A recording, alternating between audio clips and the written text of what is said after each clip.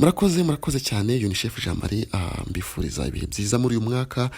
Wowe utarakora subscribe ikore, wowe nawe wayikoze komeza kurikirana ibiganiro byacu, ukore share, ukore na like kugira ngo bizajye bigiraho umunsi ku wundi. Uwo niwo musanzu tubasaba kugira ngo byose bigende neza.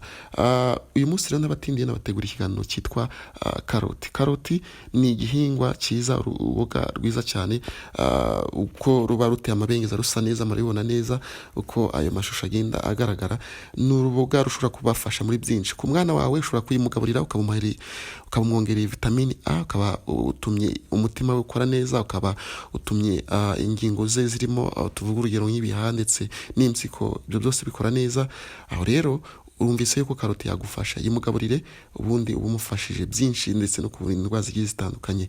Intungamubiri zindi harimo na vitamine C, turaza kubabwira icyayi gishobora kubafasha mu mubiri.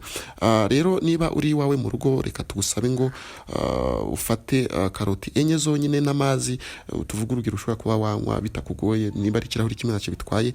Nufata izo karoti uzitonore, numara kuzitonora cyangwa se kuzihata, numara kuzihata uzivangemo ayo mazi ushobora kuba wanywa, nurangiza ubisekurane cyangwa se usekure karoti imbere, nurangiza usukemo ayo mazi uyungurure winywera. Wowe ufite akamashini bizakorohera, uzabisya nurangiza unywe. Niba ushaka isukari ntabwo twabikugiramo inama ko wakongeramo isukari, karoti ifite isukari yayo y'umwimerere.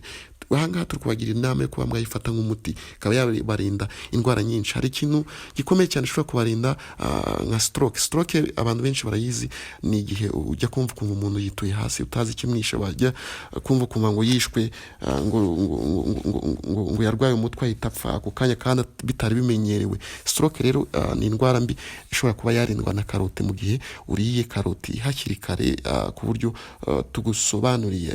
Karoti nanone ishobora kugufasha mu kurinda uruhu rwawe kudasaza vuba. Karoti ishobora kugufasha kuri byinshi bigiye bitandukanye, ndetse ikakurinda bakteri, ikakurinda amaso, kuba warwara amaso ku buryo butandukanye bwa vuba. Karoti ishobora gutuma nanone amenyo yawe akomera, aho ushobora gukuramo intungamubiri yitwa karotene. Karotene rero ni intungamubiri ibamo, aho ishobora kugufasha cyane cyane kuba amaso yawe ashobora kureba neza, ndetse n'ayo menyo tuvuze.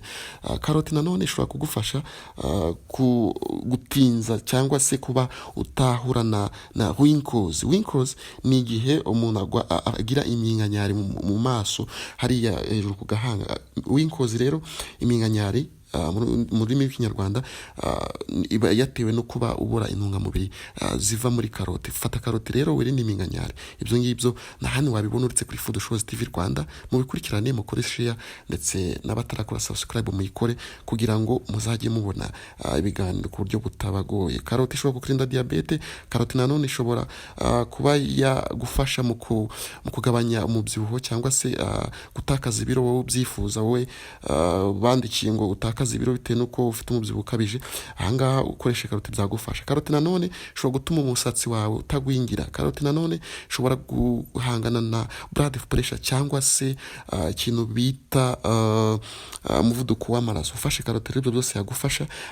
Ishobora no gufasha gukora ikintu bita speed healing.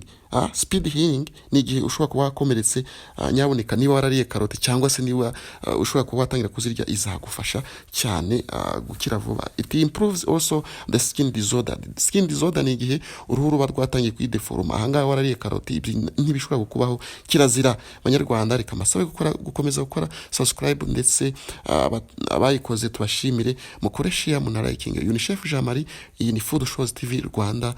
Iyi ni karoti twabaganirizagaho. Murakoze cyane kuba mwakurikiranye Food Shows TV Rwanda. Dukomeze kwifurija imigisha ndetse n'ibyiza byinshi muri uyu mwaka wa 2020.